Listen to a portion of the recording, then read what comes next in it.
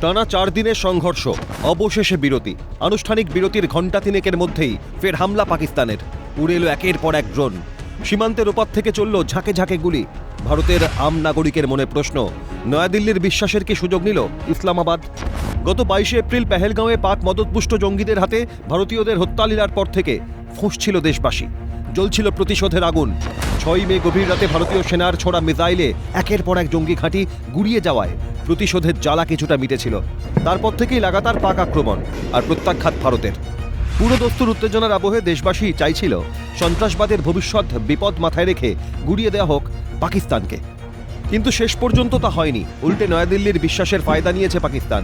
সীমান্তবর্তী এলাকায় ফের নেমে এসেছে ব্ল্যাকআউট, ছিল বিধিনিষেধ। এই অবস্থায় প্রশ্ন উঠছে, সংঘর্ষ বিরতি সিদ্ধান্ত কি সঠিক?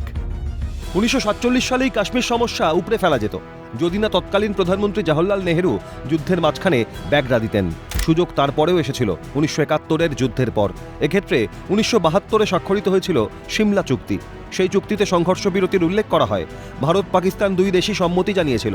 কিন্তু ইতিহাস বলছে সংঘর্ষ বিরতি বরাবরই খাতায় কলমে থেকে গিয়েছে, বাস্তব সম্পূর্ণ অন্য। বারে বারে নিয়ন্ত্রণ রেখা বরাবর সংঘর্ষ বিরতি ভেঙেছে পাকিস্তান। চলেছে গোলাগুলি, প্রাণহানি, সম্পত্তিহানি, বাদ যায়নি কিছুই।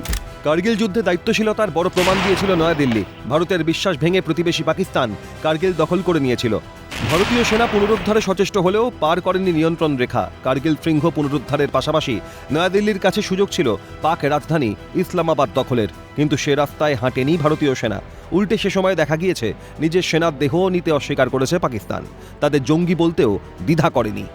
ভারতীয় সেনার এমন গৌরবময় অধ্যায় সেখানে প্রতিবেশীকে উপযুক্ত জবাব দেওয়া হবে মনে করেছিল দেশের মানুষ।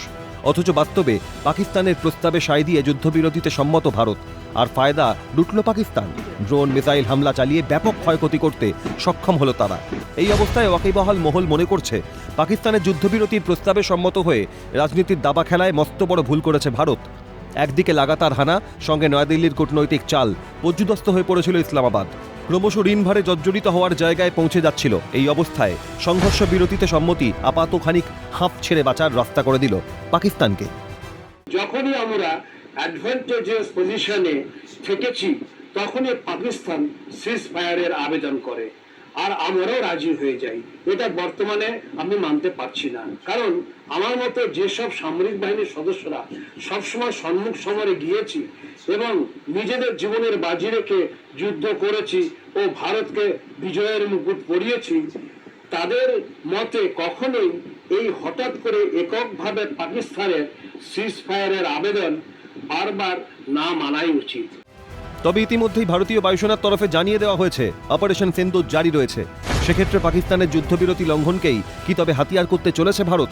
আর মাত্র কয়েক ঘন্টা, তারপরেই যুদ্ধবিরামের সময়সীমা শেষ হচ্ছে। এরপর কি করবে ভারত? এখন সেটাই সবচেয়ে বড় প্রশ্ন। ক্যালকাটা নিউজ।